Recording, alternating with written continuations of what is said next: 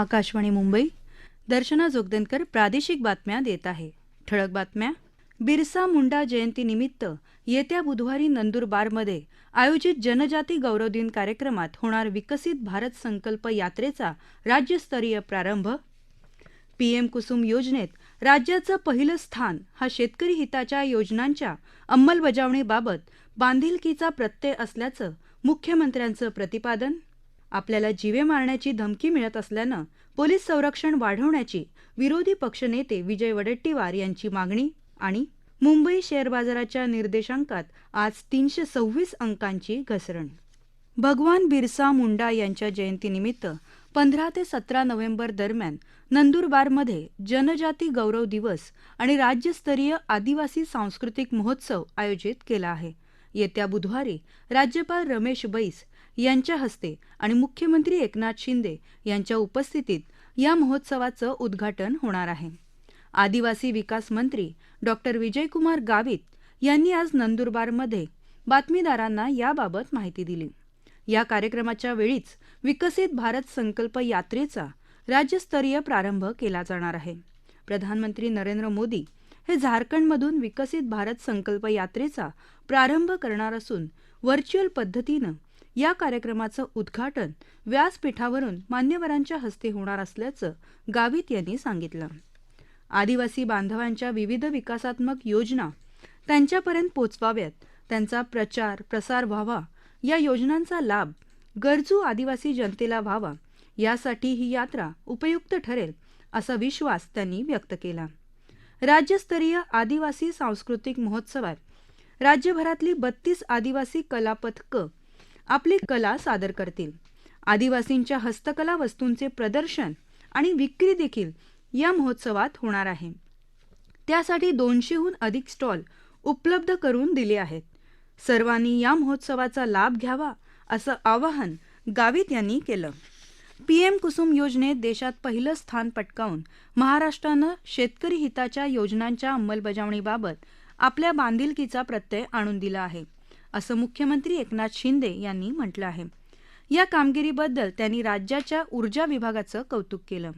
हे राज्य बळीराजाचं आहे, त्यासाठी आपण जाणीवपूर्वक प्रयत्न करत आहोत, अशा शब्दात मुख्यमंत्री शिंदे यांनी भावना व्यक्त केल्या.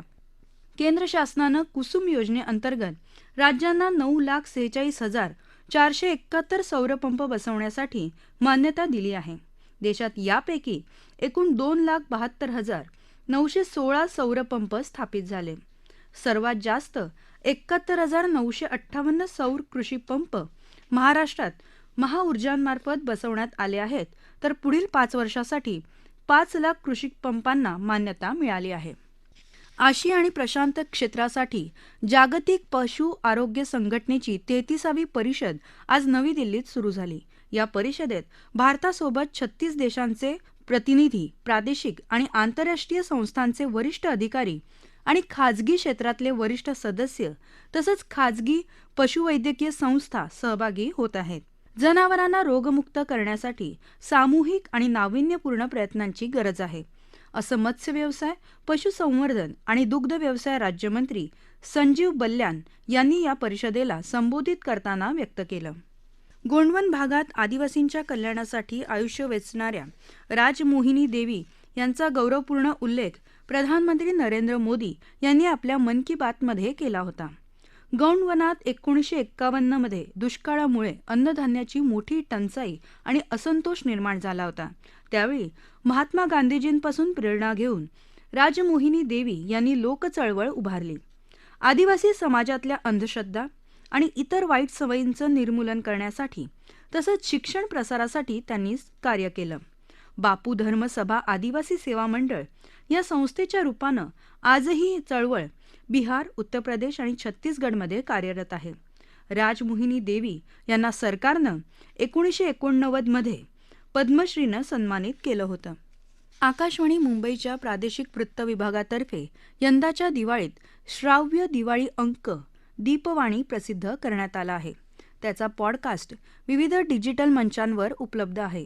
Spotify, Amazon music, Google podcast, YouTube या सर्व मंचांवर रोज दुपारी 3 वाजल्यापासून हा अंक ऐकता येईल.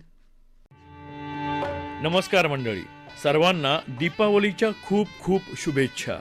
दिवाळी म्हणजे प्रकाशाचा सण. दिवाळी म्हणजे रांगोळ्यांचा सण.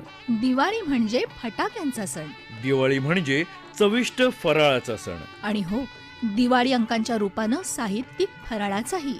आकाशवाणी मुंबईचा प्रादेशिक वृत्त विभाग आपल्यासाठी घेऊन येत आहे दिवाळीची भेट दीपवाणी.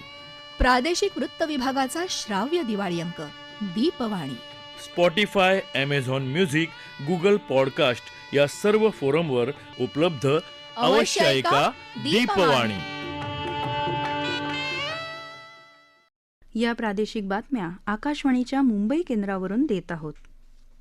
दिवाळीची सजावट आकाशकंदिलाशिवाय अपूर्ण राहते. पालघर जिल्ह्यातल्या आदिवासी महिलांनी बांबूपासून पर्यावरणस्नेही कंदील बनवले आहेत. त्याबाबत अधिक माहिती आमच्या वार्ताहराकडून. विक्रमगड तालुक्यात आदिवासी महिलांनी यंदा बांबूच्या आकाश कंदिलांना वारली कलेचा साज दिला आहे. बांबूपासून तयार केलेल्या पर्यावरण स्नेही कंदिलांवर प्रभू श्रीरामाच्या प्रतिकृती साकारली असून आदित्य L1 आणि विक्रम अशी नावं देऊन इस्रोच्या अंतराळ मोहिमांना सलामी दिली आहे. 14 गावातल्या मिळून 300 आदिवासी महिला या कामात सहभागी झाल्या आहेत. आकाशवाणी बातम्यांसाठी पालघरहून नीता चौरे. आपल्याला जीवे मारण्याची धमकी अज्ञात व्यक्तीकडून मिळत असून आपलं पोलीस संरक्षण वाढवावं अशी मागणी विधानसभेतले विरोधी पक्षनेते विजय वडेट्टीवार यांनी केली आहे. ते आज मुंबईत बातमीदारांशी बोलत होते. मराठा आरक्षणासाठी आरक्षणाची मर्यादा वाढवावी अशी मागणी वडेट्टीवार यांनी केल्यानंतर ते मराठा आरक्षण विरोधी असल्याचं मनोज जरांगे यांनी म्हटलं होतं. त्यानंतर काल संध्याकाळपासून आपल्याला मोबाईल आणि ईमेलवर धमक्या मिळत असून आपण याची माहिती मुख्यमंत्री एकनाथ शिंदे आणि गृहमंत्री देवेंद्र फडणवीस यांना दिली असल्याचं वडेट्टीवार यांनी सांगितलं. मुंबई शेअर बाजाराच्या निर्देशांकात आज 326 अंकांची घसरण झाली आणि तो 64,934 अंकांवर बंद झाला. राष्ट्रीय शेअर बाजाराचा निफ्टीही 82 अंकांची घसरण नोंदवत 19,444 अंकांवर बंद झाला.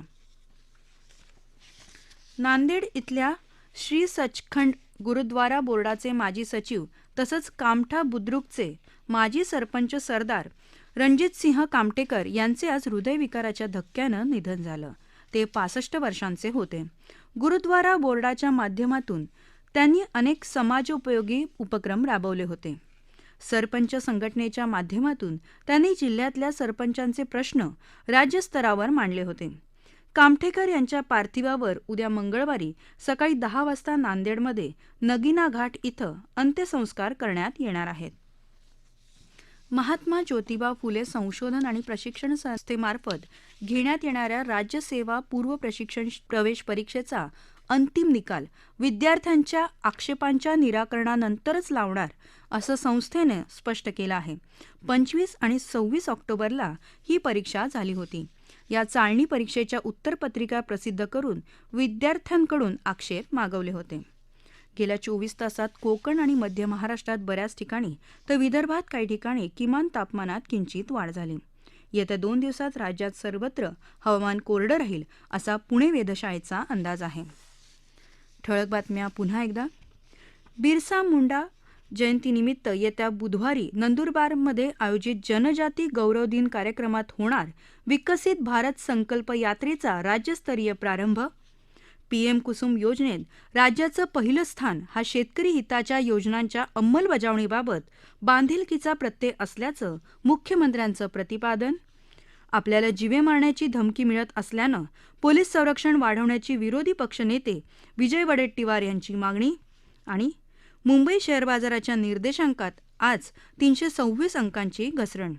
याबरोबरच आकाशवाणी मुंबई केंद्रावरचं हे प्रादेशिक बातमीपत्र संपलं. नमस्कार.